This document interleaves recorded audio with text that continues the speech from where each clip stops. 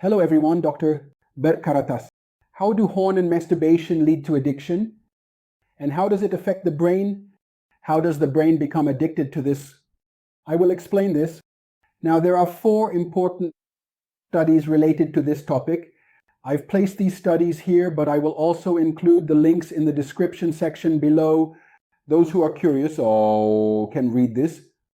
Now in our brain, there is an area called the striatum. It's an area in the middle of the brain that we call the midbrain. This is where I previously explained what happens to the brain when watching sexually explicit films in men and women through brain MRIs. This striatum area is the reward area.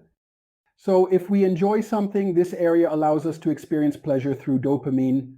To be honest, this is it.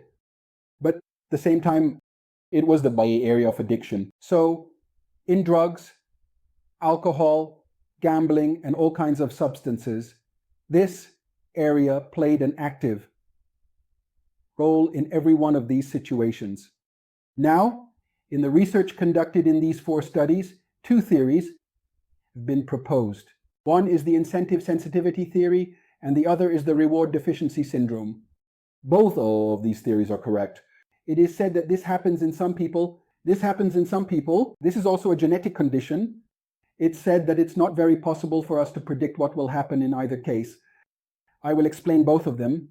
Now we are watching porn. All right, nice. Or we are masturbating. The body will ultimately reach a reward because it will derive pleasure from this. This ventral striatum area releases dopamine, allowing us to experience pleasure through dopamine. When excessive, 2 things can happen in our brain. Ventral striatum area can become very active. When we watch porn for 4 hours and masturbate 3 to 4 times a day, 2 things can happen in our brain. 1, this ventral striatum area can become very active. Ventral striatum area can become very active. It can become very sensitive. So as soon as you open a porn film, it can immediately release the reward. Meaning it can release dopamine and respond very actively.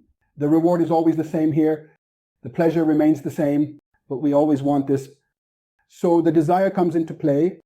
After a while, this desire starts to come out without wanting it. The craving kicks in. So in craving, it's a situation that needs to be fulfilled no matter what the circumstances are.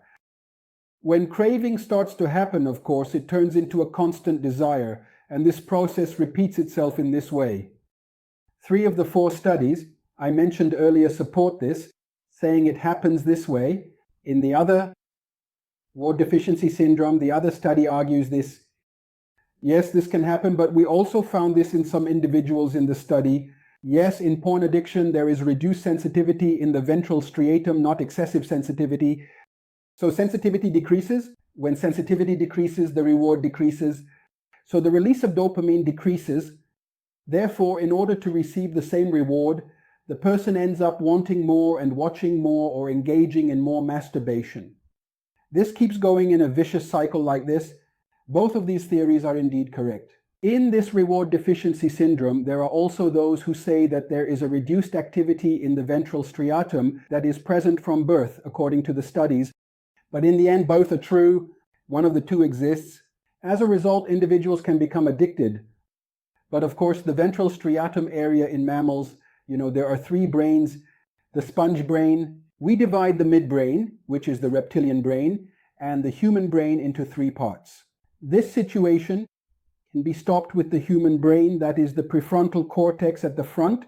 My advice to you is to try to stop this situation if you find yourself in it, but if you can't do it on your own, you definitely need to seek help from a specialist. Thank you.